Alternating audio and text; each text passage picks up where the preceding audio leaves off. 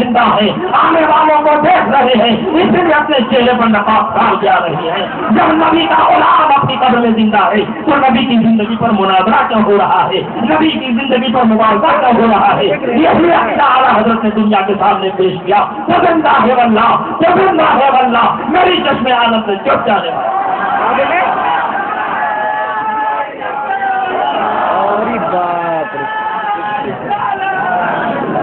ٹھیک ہے،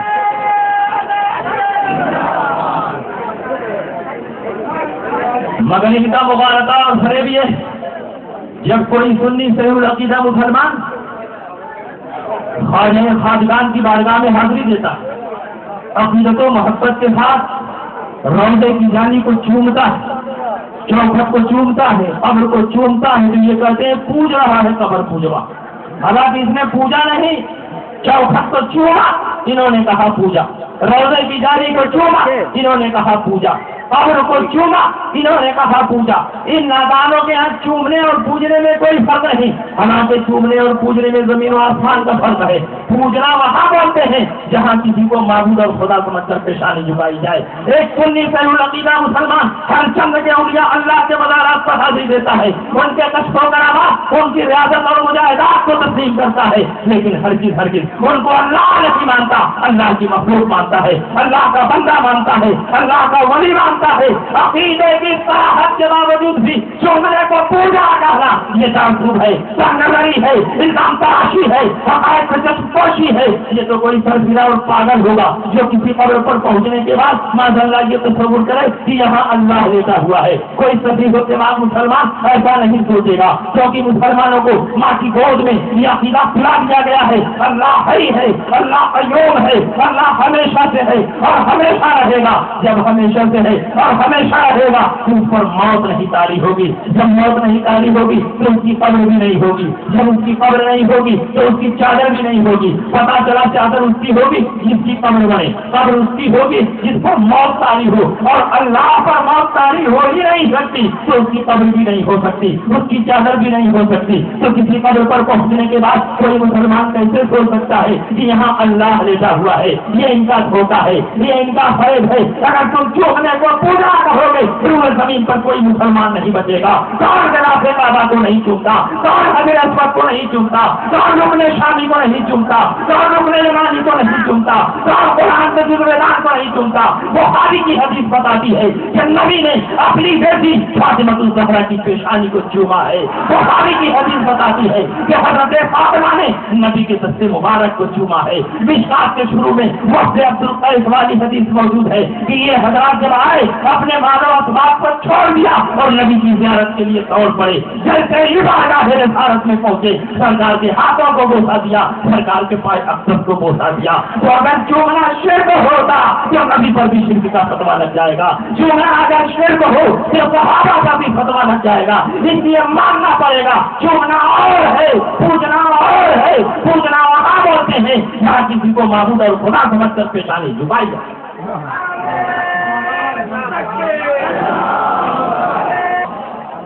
اگر تم چومنے کو پوجنا کہو گے تو تمہارے فتوے کی زد میں صحابہ بھی آئیں گے، کیونکہ صحابہ نے خود نبی کے قبر کا بوسہ لیا۔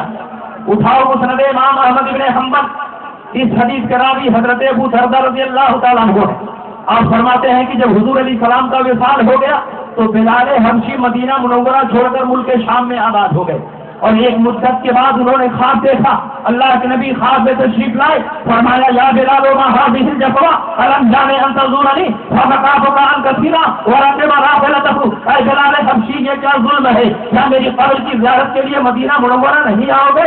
آخر جب میں حیات ظاہری کے ساتھ مدینہ منورہ میں تھا سائے کی طرف پیچھے پیچھے رہتے تھے، اب میں قبر اطہر میں آ گیا ہوں تو مجھ کو چھوڑ کر ملک شام میں آ گئے ہو، کیا میری قبر کی زیارت کے لیے نہیں آؤ گے؟ حضرت بلال حبشی کی آنکھ کھلتی ہے، زار و قطار رو رہے ہیں، پھوٹ پھوٹ کر رو رہے ہیں۔ بلال حبشی نے یہ نہیں سوچا خواب میں آنے والا کوئی اور ہوگا، حضور نہیں ہوں گے، اس لیے کہ وہ صحابی تھے وہابی نہیں تھے۔ ان کا یہ عقیدہ تھا کہ اگر خواب میں بھی سرکار آئے وہ سرکاری ہی ہوتے ہیں، سرکار کی شکل و صورت میں کوئی دوسرا نہیں ہو سکتا، کیونکہ نبی نے فرمایا من رآنی فی المنام فقد رآنی فإن الشیطان لا یتمثل بی، جس نے مجھ کو خواب میں دیکھا اس نے حقیقتاً مجھے کو دیکھا، کیونکہ شیطان کو بھی یہ پاور اور اختیار نہیں کہ نبی کی شکل و صورت اختیار کر لے۔ حضرت بلال حبشی سفر کی تیاریاں مکمل کرتے ہیں، گھوڑے پر سوار ہوتے ہیں، سیدھے مدینہ الرسول کے لیے نکل پڑتے ہیں۔ مدینہ منورہ جب پہنچے گھوڑے سے نیچے اترے، بھاگتے ہوئے قبر نبی کے پاس پہنچے، صحابہ کا مجمع عام ہے اور حضرت بلال حبشی نے تمام صحابہ کی موجودگی میں نبی کے قبر پر اپنا ہونٹ رکھ دیا اور دونوں ہاتھوں سے نبی کی قبر کو پکڑ لیا۔ میں تم سے پوچھنا چاہتا ہوں، جب قبر پر ہونٹ رکھا جائے گا تو بوسا کمانا پایا جائے گا کہ نہیں پایا جائے گا؟ حضرت بلال حبشی نے نبی کی قبر پر ہونٹ رکھ دیا تو بوسا کمانا پا لیا گیا۔ اگر ناجائز و حرام ہوتا، شرک اور بدعت ہوتا تو صحابہ کرام کو ٹوکنا چاہیے، صحابہ کرام کو منع کرنا چاہیے۔ صحابہ کی عادت تھی کہ شریعت کے خلاف کوئی کام دیکھتے فوراً ٹوک دیتے، لیکن صحابہ دیکھ رہے ہیں بلال حبشی نبی کی قبر کو چوم رہے ہیں اور صحابہ منع نہیں فرماتے۔ یہ اس بات کی دلیل ہے کہ نبی کی قبر کو بوسا دینا یہ شرک اور بدعت نہیں بلکہ صحابہ کا طریقہ۔ اور یہیں سے ایک مسئلہ اور بھی واضح ہو گیا، حضرت بلال حبشی نے ملک شام سے مدینہ منورہ کا سفر نبی کی قبر کی زیارت کی نیت سے کیا۔ ایک مسئلہ حل ہو گیا، جب آپ حج کے لیے جاتے ہو تو سعودیہ عربیہ میں نجدی چھوٹی چھوٹی کتابیں تقسیم کرتے ہیں اور اس میں لکھا رہتا ہے نبی کی قبر کی زیارت کی نیت سے سفر نہ کرو ورنہ سفر حرام ہو جائے گا، حج برباد ہو جائے گا۔ اس لیے کہ نبی کی قبر کی زیارت کی نیت سے سفر کرنا ناجائز و حرام ہے۔ اب وہ نبیوں کا عقیدہ دیکھو اور صحابہ کرام کا یہ عمل دیکھو۔ حضرت بلال حبشی نے ملک شام سے مدینہ منورہ کا سفر کس نیت سے کیا تھا؟ تجارت اور بزنس کی نیت سے نہیں، صرف اور صرف نبی کی قبر کی زیارت کی نیت سے۔ یہ دلیل ہے اس بات کی کہ نبی کی قبر کی زیارت کی نیت سے سفر کرنا ناجائز و حرام نہیں بلکہ بلال حبشی کی سنت۔ اور اس سنت پر مجدد اعظم اعلیٰ حضرت سب سے بڑھ چڑھ کر عمل کرتے ہوئے نظر آ رہے ہیں۔ اعلیٰ حضرت فاضل بریلوی جب حج کو جانے لگے تو آپ کے چاہنے والوں نے پوچھا حضور کہاں جا رہے ہیں؟ آپ نے فرمایا گنبد خضرا کا دیدار کرنے جا رہا ہوں، میں اقدس کی زیارت کے لیے جا رہا ہوں، قبر اطہر پر حاضری دینے جا رہا ہوں۔ ایک مرید نے کہا حضور آپ حج کے لیے جا رہے ہیں، حج کا نام نہیں لیتے، طواف کا نام نہیں لیتے، سعی کا نام نہیں لیتے، وقوف کا نام نہیں لیتے، رمی جماعت کا نام نہیں لیتے۔ اعلیٰ حضرت فاضل بریلوی فرماتے ہیں کہ ہندوستان سے وہاں جانے کا مقصد صرف اور صرف یہ ہے کہ گنبد خضرا کا دیدار ہو جائے، روضہ اقدس کی زیارت ہو جائے، اور جب اس مقصد سے وہاں پہنچ جاؤں گا تو اسی کے صدقے و طفیل حج کی سعادت بھی مل جائے گی۔ جو صحابہ نے کیا وہی اعلیٰ حضرت نے دنیا کے سامنے پیش کیا۔ جو میں مجتہد سارے اعتراضات کا جواب دینا ایک رات میں ممکن نہیں بول رہی پاپا نمبر، لیکن کچھ باتوں کا جواب میں دے دیتا۔ ان کا میلاد پہ بھی اعتراض ہے، ان کا سلام پہ بھی اعتراض، ان کا قیام پہ بھی اعتراض، ان کا مروجہ فاتحہ پہ بھی اعتراض، قبروں کی حاضری پر بھی اعتراض، قبروں پر چادر ڈالنے پر بھی اعتراض، قبروں پر پھول مالا ڈالنے پر بھی اعتراض، قبروں پر اذان دینے پر بھی اعتراض۔ ان سارے مسائل پر الحمدللہ حدیثوں کی روشنی میں بیان کیا جائے گا۔ میلاد یہ رسول پاک کی حدیث سے ثابت ہے۔ میلاد نام کس کا ہے؟ سرکار کی پیدائش بیان کرنے کا نام میلاد ہے، سرکار کی ولادت بیان کرنے کا نام میلاد ہے، اور اللہ کے نبی نے اپنی پیدائش خود ہی بیان کی ہے۔ اٹھاؤ مشکات شریف باب فضائل سید المرسلین، اللہ کے نبی ارشاد فرماتے ہیں انا سید ولد آدم، میں اولاد آدم کا سردار ہوں۔ یہ کہتے ہیں نبی تو ہمارے بڑے بھائی کی طرح ہے، اور نبی فرماتے ہیں میں اولاد آدم کا سردار ہوں۔ یہ کہتے ہیں نبی کو شفاعت کا اختیار نہیں، نبی فرماتے ہیں انا اول میں یقرأ باب الجنہ، سب سے پہلے جنت کا پھاٹک میں کھٹکھٹاؤں گا، میرے لیے پھاٹک کھولا جائے گا اور جس کو چاہوں گا جنت میں داخل کروں گا۔ میں دعائے خلیل ہوں، میں بشارت عیسیٰ ہوں، میں طوفان نوح میں کشتی نوح کا نجات دہندہ ہوں، اور اسی کے نیچے یہ حدیث ہے ورؤیا امی التی رات ہینا وزراتنی وقد خرج لها نور ابا لها حضور الشام، میں اپنی ماں کا وہ خواب ہوں کہ جب میں پیدا ہو رہا تھا میری ماں نے خواب دیکھا، اس خواب میں ایک روشنی دیکھی، اس روشنی نے شام کے شاہی محلات کو دیکھا۔ جب کوئی چیز جائز ہو گئی تو 1 منٹ کیا جائے تو بھی جائز، 5 گھنٹہ کیا جائے تو بھی جائز۔ اور کوئی چیز ناجائز ہوگی تو 1 منٹ بھی کرنا ناجائز، 5 گھنٹہ کرنا بھی ناجائز۔ ایسا نہیں کہ قلیل و کثیر کی بنیاد پر حکم مختلف ہو۔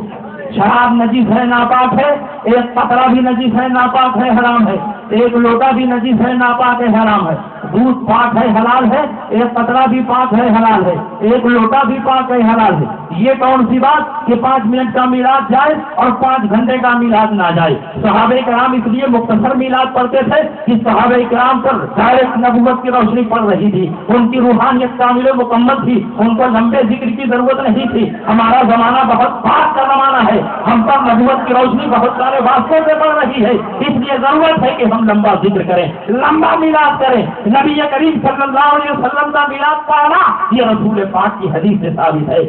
حضرت عبداللہ بن عباس، عبداللہ بن عمر، عبداللہ بن مسعود کے بارے میں روایتیں موجود ہیں، جب سرکار کی یاد ان کو تڑ پاتی تو چند صحابہ کو لے کر کے سرکار کے فضائل اور مناقب بیان کرنا شروع کر دیتے، سرکار کی پیدائش بیان کرتے، سرکار کی ولادت کے واقعات بیان کرتے۔ اسی کا نام تو میلاد ہے، جو صحابہ نے کیا وہی ہم بھی کر رہے ہیں۔ یہ کہتے ہیں آپ لوگ تو کھڑے ہو کر صلاۃ و سلام بھی پڑھتے ہیں، میلاد میں کھڑے ہو کر صلاۃ و سلام پڑھنا یہ کہاں سے ثابت ہے؟ میں کہتا ہوں تم دکھا دو، کھڑے ہو کر صلاۃ و سلام پڑھنا کہاں نہ جائے تو حرام ہے۔ لیکن آؤ میں تمہیں حدیثیں پیش کرتا ہوں، بیٹھ کر سلام پڑھنا یہ بھی جائے، کھڑے ہو کر سلام پڑھنا یہ بھی جائے۔ اللہ رب العزت نے قرآن میں حکم کو مطلق رکھا ہے، یا ایھا الذین آمنوا صلوا علیہ وسلموا تسلیما، اے ایمان والو نبی پر درود پڑھو، نبی پر سلام پڑھو۔ اللہ نے یہ نہیں فرمایا کہ کھڑے ہو کر نہ پڑھنا اور صرف بیٹھ کر پڑھنا، اگر کھڑے ہو کر پڑھنا ناجائز و حرام ہوتا تو اللہ رب العزت فرما دیتا نبی پر درود پڑھو، نبی پر سلام پڑھو، مگر کھڑے ہو کر نہ پڑھنا۔ لیکن اللہ نے حکم کو رکھا، اے ایمان والو نبی پر درود پڑھو، نبی پر سلام پڑھو۔ اللہ نے جب حکم کو مطلق رکھا تو ہم ساری نبی پر درود و سلام پڑھے، اسی آیت کریمہ پر عمل مانا جائے گا۔ بیٹھ کر پڑھے وہ بھی جائز ہے، کھڑے ہو کر پڑھے وہ بھی جائز ہے۔ اگر کھڑے ہو کر پڑھنا ناجائز و حرام ہوتا تو اللہ کے نبی ہی کم سے کم منع فرما دیتے، لیکن اللہ کے نبی بھی نہیں بیان فرما رہے ہیں، اللہ کے نبی بھی نہیں روک رہے ہیں۔ اس کو ایک مثال کے ذریعے سمجھو، اللہ نے قرآن میں فرمایا کلوا واشربوا، کھاؤ اور پیو، یہاں بھی حکم مطلق ہے، یہ ذکر نہیں ہے کہ بیٹھ کر کھاؤ کہ بیٹھ کر پیو۔ اللہ رب العزت نے قرآن میں مطلق فرمایا کھاؤ اور پیو، یہ حکم مطلق اس بات کا تقاضا کرتا ہے کہ چاہو تو تم کھڑے ہو کر بھی کھا سکتے ہو، چاہو تو بیٹھ کر بھی کھا سکتے ہو، لیکن نہیں، اس حکم مطلق کو میرے سرکار نے مقید کر دیا ہے، اس حکم مطلق کو میرے سرکار نے مقید فرما دیا۔ اللہ نے فرمایا کھاؤ، نبی نے فرمایا بیٹھ کر، اللہ نے فرمایا پیو، نبی نے فرمایا بیٹھ کر۔ اب شریعت کا قانون بنے گا قرآن اور حدیث ملا کر، کھاؤ تو بیٹھ جاؤ، پیو تو بیٹھ جاؤ۔ اللہ کے نبی نے کنڈیشن ذکر کر دی، لیکن جہاں درود و سلام پیش کرنے کا وقت آیا اللہ نے مطلق فرمایا نبی پر درود پڑھو، نبی پر سلام پڑھو، یہاں نبی بھی نہیں فرما رہے بیٹھ کر۔ اس کا مطلب یہ ہے نبی بھی یہی چاہتے ہیں جس طرح سے ہو سکے مجھ پر درود پڑھو، مجھ پر سلام پڑھو۔ میں نے جو آیت پڑھی تو حکم مطلق سے استدلال کیا گیا۔ اب خاص کھڑے ہونے پر درود سنیے، جب حاجی خانے کعبہ کا طواف کرتا ہے تو الگ الگ رکن پر الگ الگ دعائیں پڑھنے کا حکم ہے۔ رکن شامی کے پاس جاؤ تو یہ دعا پڑھو، رکن یمانی کے پاس جاؤ تو یہ دعا پڑھو، حجر اسود کے پاس جاؤ تو یہ دعا پڑھو، میزاب رحمت کے پاس جاؤ تو یہ دعا پڑھو۔ جب تم میزاب رحمت کے پاس جاؤ گے تو کون سی دعا پڑھو گے؟ سنا نبی تمہیں تعلیم دے رہے ہیں، جب میزاب رحمت کے پاس جاؤ تو یہ دعا پڑھو، اللہم اذلنی تحت ظل عرشک یوم لا ظل الا ظلک ولا باقی الا وجہک واغفرنی من حوض نبیک محمد صلی اللہ تعالی علیہ وسلم شربتاً حمیتاً لا اظمأ بعدہا ابدا۔ اے اللہ اس دن سایہ عطا فرما جس دن کوئی سایہ نہ ہوگا سوائے تیرے عرش کے، کوئی ذات زندہ نہیں بچے گی سوائے تیری ذات کے، اور اپنے نبی محمد صلی اللہ علیہ وسلم کے حوض کوثر سے ایک ایسا جام عطا فرما دے کہ ایک مرتبہ پی لینے کے بعد کبھی پیاس نہ لگے۔ آپ میری باتوں کو توجہ سے سنیں، آپ بتاؤ طواف کرنے والا کھڑے ہو کر طواف کرتا ہے کہ نہیں کرتا ہے؟ طواف کرنے والا کھڑے ہو کر طواف کرتے کرتے میزاب رحمت کے پاس دوبارہ جب جائے گا اور حدیث کے مطابق یہ دعا پڑھے گا تو اس حدیث میں صلی اللہ علیہ وسلم بھی ہے، وقتنی من حوض نبی کا محمد صلی اللہ تعالیٰ علیہ وسلم۔ دنیا کا کوئی بھی مسلمان جب حدیث کے مطابق دعا پڑھے گا تو صلی اللہ علیہ وسلم کو نکال کر نہیں پڑھے گا، صلی اللہ علیہ وسلم کے ساتھ پڑھے گا۔ میزاب رحمت کے پاس حاجی کھڑا ہے، حدیث کے مطابق دعا پڑھ رہا ہے اور اس دعا میں صلی اللہ علیہ وسلم بھی ہے۔ ان نبیوں سے پوچھو ان کی عربی بہت مضبوط ہے، صلی اللہ علیہ وسلم کا کیا مطلب ہوتا ہے؟ عربی زبان میں یہ نبی پر درود ہے، نبی پر سلام ہے۔ جب خانہ کعبہ میں کھڑے ہو کر نبی پر درود و سلام پڑھنا جائز ہے، تو ہندوستان میں کھڑے ہو کر نبی پر درود و سلام پڑھنا کیا ناجائز و حرام؟